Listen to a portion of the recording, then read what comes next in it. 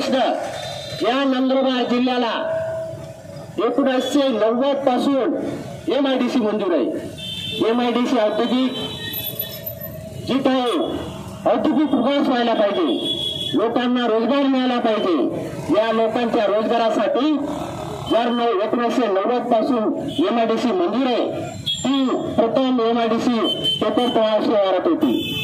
जी काही MIDC होती त्या MIDCच्या शिवारातला जो काही रोजगार उभा राहायला पाहिजे होता तो तिथे कारखानदारी न उभी राहिल्यामुळे शेवटी ती MIDC भालेर या पट्ट्यामध्ये या परिसरात हलवावी लागली। ठीक आहे, भालेर या परिसरात मुबलक जागा मिळाली, व्यापाऱ्यांना प्लॉट अलॉटमेंट झाली, उद्योगपतींना प्लॉट दिले गेले, करोडो रुपयाचे रस्ते, हा हायवे तो हायवे असे निर्माण केले गेले। मग कारखानदार उद्योगपती त्या ठिकाणी उद्योग का उभारत नाही, यासाठी मी आपल्या लक्षात आणू इच्छितो की तापीचे पाणी जोपर्यंत MIDCच्या एरियात पोहोचत नाही तोपर्यंत कोणताही उद्योगपती त्या ठिकाणी उद्योग उभा करू शकत नाही।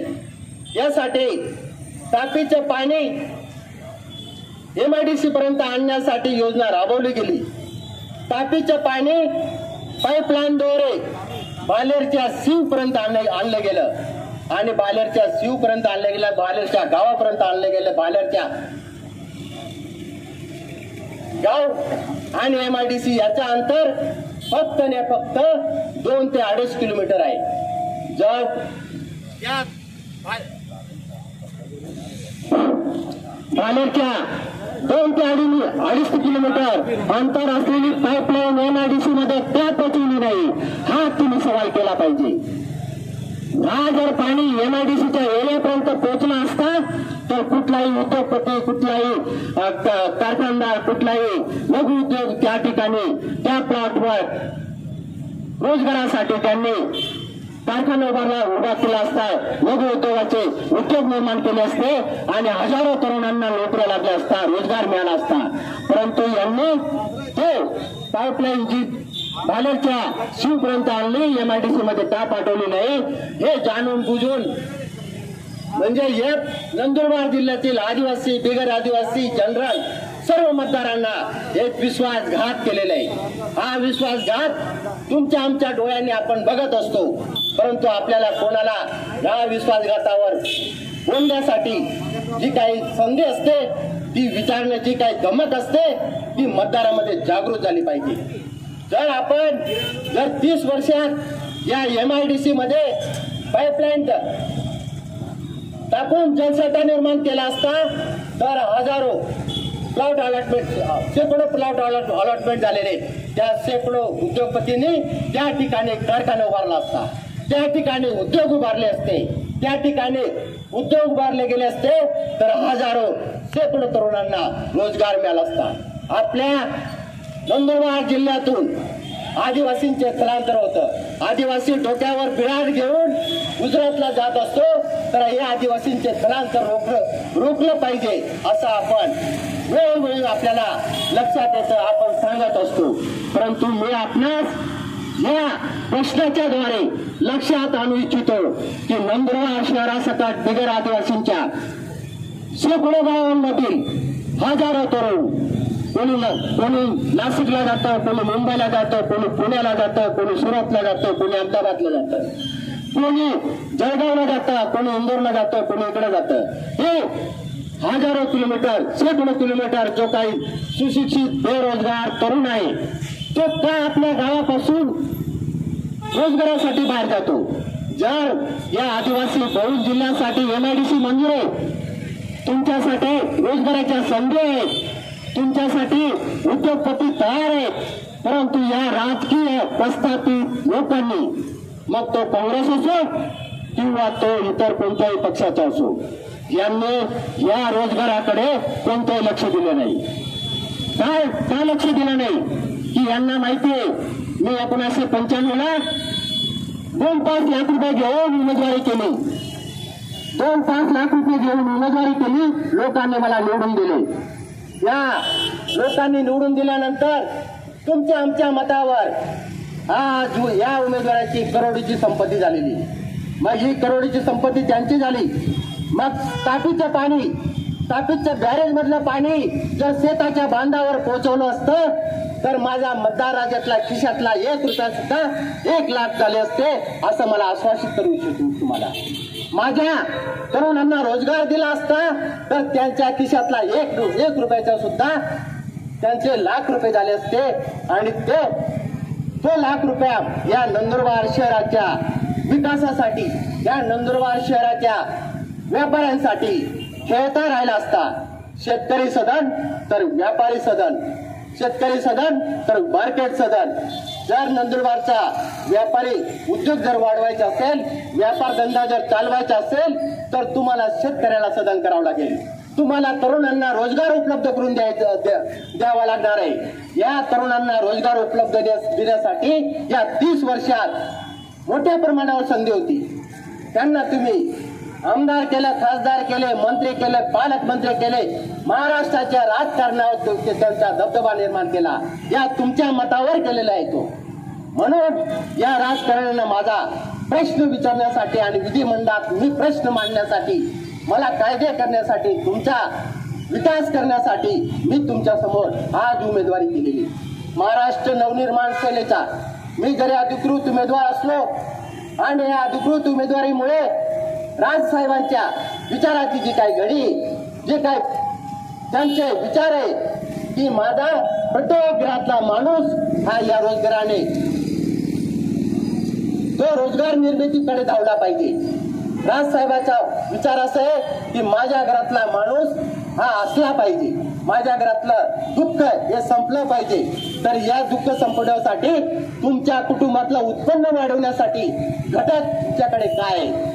तुमच्याकडे उत्पन्नाचा घटक वाढवण्यासाठी आज जर तुम्हाला रोजगार असता, MIDC ला जर तुम्हाला रोजगार मिळाला असता तर या परिसरातील जे काही तरुण आहेत, घरच्या खाऊन मोटरसायकलवर जाऊन त्यांना 5-25 हजार रुपये जरी मिळाले असते तरी 2-5 हजार रुपये खर्च झाले असते आणि त्यांचा बॅलन्स राहिला असता. मुंबई, पुणे, नाशिक, जळगाव, सुरत, अहमदाबाद जाणारे तरुण त्या परिसरात गेल्यानंतर त्याचं घर भाडं द्यावं लागतं, त्याला लागणारं मुलाबाळाचं शिक्षण करावं लागतं, त्याला पोटा पाण्याची व्यवस्था करावं लागतो. ते मिळणारा जो काही पैसा आहे तो त्यांच्या तिथल्या तिथं खर्च होतो. म्हणून ते सिल्की नसतात. आई वडिलांना सुद्धा 10 रुपये पाठवू शकत नाही. अशा परिस्थितीत स्थानिक रोजगार निर्मितीसाठी आपल्याकडे संधी आहे. ती संधीचं सोनं करण्याची जबाबदारी विधानसभेच्या उमेदवारीमुळे मला प्राप्त झालेली आणि या संधीचं सोनं करून देण्याची जबाबदारी मी स्वीकारत आहे. तापीचं पाणी शेताच्या बांधावर पोहोचवण्याची जबाबदारी माझी. या 5 वर्षात तापीचं पाणी MIDCच्या एरियामध्ये पोहोचवण्याची जबाबदारी माझी. जर MIDCच्या परिसरात पाणी पोहोचलं तर कामगारापासून, मशिनरीपासून तर लागणाऱ्या त्या उद्योगपतीला पाण्याची जर गरज भासवली तर या परिसराचा विकास होण्यासाठी आणि रोजगाराच्या संधी उपलब्ध होण्यासाठी कोणत्याही ज्योतिषाची आपल्याला गरज भासणार नाही. मी आपल्याला सांगू इच्छितो की नंदुरबार जिल्ह्याचा विकास हा आजही कुपोषित आहे. आजही शिक्षणाचा पट्टाभाऊ झालेला आहे. आजही गोष्टची पोरं आपल्या झुमटा भाकर केंद्रावर जेवणासाठी येत असतात.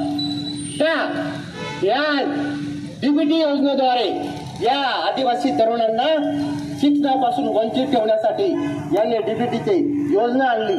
या सगळ्या योजना आपल्या प्रस्थापित राजकारणी 30 वर्षात दिलेल्या मत तुमचा लोकप्रतिनिधींनी केलेली ही व्यवस्था आहे. ही व्यवस्था जर तुम्हा आम्हाला फोडून काढायची असेल, तुम्हा आम्हाला या विकासाच्या दिशेकडे धावायचं असेल, या विकासाच्या दिशेवर रेल्वेचा इंजिन तुम्हाला रुळावर आणायचं असेल तर महाराष्ट्र नवनिर्माण सेना हा एकमेव पर्याय आहे. त्यासाठी या मतदारसंघाच्या प्रत्येक घरातल्या समस्यावर समाधान करणारा मी लोकप्रतिनिधी होऊन इच्छितो. या समस्यावर समाधान करण्यासाठी मला शासन प्रशासनाशी कोणाशी झगडावं, कोणाशी काय मागावं आणि कोणाशी काय लढावं या बाबतीत मी तुम्हाला आश्वासित करू इच्छितो की तुमच्या प्रत्येक समस्यावर, प्रत्येक अडचणीवर समाधान करणारा लोकप्रतिनिधी म्हणून मला मत द्यावं असे मी तुम्हाला आदरपूर्वक विनंती करतो.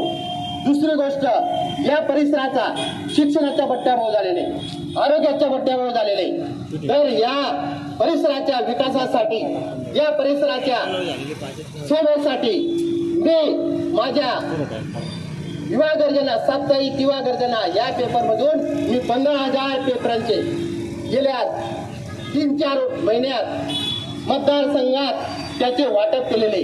ज्यांनी वाचन केलं असेल त्यांना मी सांगू इच्छितो की मी हे लिखित जे काही जाहीरनामा आपल्या मतदारांसमोर ठेवला आहे, त्यामुळे इथले प्रस्थापित राजकारणी आज सायलेंट झोनमध्ये आहेत. या प्रस्थापित राजकारण्यांना उत्तर देण्यासाठी कोणतेही साधन नाही, म्हणून प्रत्येक गावातील, प्रत्येक खेड्यातील आपल्या सरपंच असो, पंचायत समिती मेंबर असो किंवा स्थानिक जे काही त्यांचे लाडेबंधे, त्यांच्या पक्षाचे जे काही स्थानिक कार्यकर्ते असतील त्यांना सांगतात की तुम्ही तुमचं गाव सोडायचं नाही. मी कोरोनाच्या काळात ऐकलं होतं की कोरोनाचा व्हायरस आल्यामुळे त्या कोरोनाच्या काळातले गाव बंदी होती, परंतु या प्रस्थापित राजकारण्यांनी तुम्हाला आज गावबंदी सारखं धोरण राबवत आहे, नजरबंदी सारखं धोरण राबवत आहे. ही दहशत आहे, ही राजकीय दहशत आहे. ही राजकीय दहशत आपल्याला संपवायची. जर ही राजकीय दहशत कोण संपवल, कोण हे निर्णय घेईल, तर याच्यासाठी मला तुम्हाला सांगायचंय, तुमचं एक मत ही राजकीय दहशत संपवू शकतो. तुमचं एक मत विकासाकडे नेऊ शकतं. तुमचं एक मत तुम्हाला रोजगार देऊ शकतं. तुमचं एक मत तुमच्या शेतीला पाणी देऊ शकतं. जर शेतीला आणि रोजगाराला जर संधी मिळाल्या तर नंदुरबार जिल्ह्याचा विकास, नंदुरबार शहराचा विकास होण्यासाठी कोणी रोखू शकत नाही. नंदुरबार शहराला गेल्या वर्षानुवर्ष 4 दिवसांनी पाणी, 2 दिवसांनी पाणी, 3 दिवसांनी पाणी, कधी कधी तर 1 दिवसाचं पाणी आपल्याला मिळालंच नाही. त्यावेळी या नंदुरबार नगरवासियांना, या नंदुरबार शहरातील मतदारांना मी आश्वासित करू इच्छितो की आपल्याला दिवसातून कमीत कमी 2 तास पाणी आणि जास्तीत जास्त 4 तास पाणी देण्याची व्यवस्था जरी झाली तरी या शहराला पाणी कमी पडणार नाही. कारण तशी व्यवस्था आपल्याकडे आहे, तसं प्रयोजन आपल्याकडे आहे. एक म्हणतो वांदळाचे पाणी सोडा आणि विरचक धरण भरा, एक म्हणतो वांदळाचे पाणी सोडा आणि विरचक धरण भरा, एक म्हणतो टाकीचं पाणी आणा आणि तो टाकी बांधू, फिल्टर प्लांटेशन लावू, नवीन पाईपलाईन करू. अरे मला असं म्हणायचे, टाकीचं पाणी डायरेक्ट विरचक धरणात टाका, टाकीचं पाणी डायरेक्ट विरचक धरणात टाका. तुमचं फिल्टर प्लांटेशन तयार आहे. तुमच्या रक्तवाहिन्या प्रत्येक घरात पाईपलाईन जोडलेल्या आहेत. त्या पाईपलाईन जोडलेल्या असून सुद्धा तुम्ही तुमचं जे काही धोरण आहे ते धोरण फक्त कच खावंय. ते धोरण तुम्हाला फक्त टक्केवारीसाठी निर्माण केलेले धोरण आहे. मला असं म्हणायचं आहे, जर तापीचं पाणी डायरेक्ट विरचक धरणात सोडलं, जरी 2 तास दिलं पाणी आपल्याला, जरी दररोज तुम्हाला 4 तास पाणी दिलं तरी तो जलसाठा आटणार नाही. आणि तर जो जलसाठा आटणार नाही, उर्वरित पाणी तुम्ही जे काही ते धरण शेतकऱ्यांच्या कल्याणासाठी बांधलं गेलं, ते धरण शेतकऱ्यांच्या बांधापर्यंत पाणी पोहोचवण्यासाठी बांधलं गेलं. मग आज फक्त नंदुरबार शहरवासी फक्त पाणी पित आहेत. त्याच्यात शेतकऱ्याला त्याच्यातून कुठल्याही प्रकारे त्या पाण्याचा मोबदला मिळत नाही.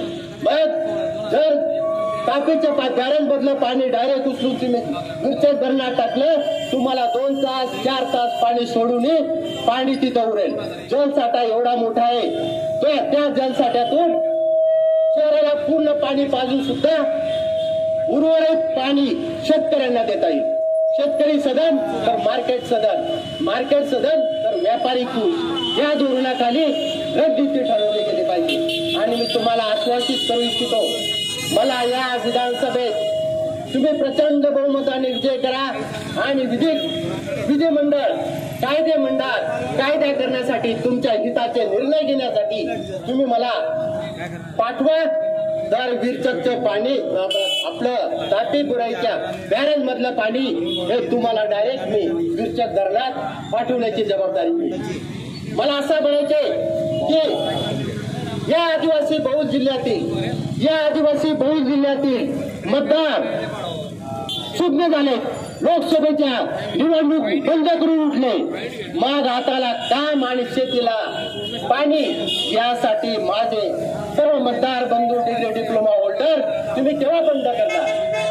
कारण लोकसभेमध्ये ज्या वेळेस मी या लोकसभेचा अभ्यास केला, आदिवासी बहुल जिल्ह्यातील आम्ही जेव्हा संघटनेत काम करत असताना आमच्या महाराष्ट्राच्या संघटनेचे एकीकरण बळकटीकरण करून महाविकास आघाडीला आम्ही जेव्हा साथ दिली त्यावेळी आदिवासी बहुल जिल्ह्यातील 10 मतदारसंघापैकी 9 मतदारसंघात प्रस्थापित राजकारण्यांना घरी पाठवलं। कोणी 2 वेळचे खासदार होते, कोणी 3 वेळचे खासदार होते, कोणी 1 वेळचा खासदार होता। 10 पैकी 9 खासदारांना घरी पाठवण्याचे आदिवासी बहुल जिल्ह्यातील आदिवासी मतदारांना केला। मग माझ्या या नंदुरबार मतदारसंघातील 70% बिगर आदिवासी मतदारसंघ असलेले तरुण मतदारसंघातले असेल युवा हा केव्हा बंद करेल? तुमच्या हाताला काम देऊ शकत नाही, तुमच्या शेतीला पाणी देऊ शकत नाही, मग याला बंद करण्याची ताकद आपल्यामध्ये निर्माण झाली पाहिजे। ती ताकद तुमच्या एका मतावर आहे। तुमच्या एका मताने तुम्ही जर या प्रस्थापित राजकारण्याच्या विरोधात बंद केला तर तुम्हाला विकासाची दिशा मिळेल, तुम्हाला तुमच्या रोजगाराच्या संधी उपलब्ध होतील। या रोजगाराच्या संधी उपलब्ध करून देण्यासाठी आणि शेतकऱ्यांच्या शेतीच्या बांधापर्यंत तापीचं पाणी पोहोचवण्यासाठी मला या 2024च्या विधानसभेच्या निवडणुकीमध्ये मतदारांना मी आवाहन करतो, विनंती करतो की या मतदारांनी मला मतदान करून प्रचंड बहुमताने विजयी करावे। दुसरी गोष्ट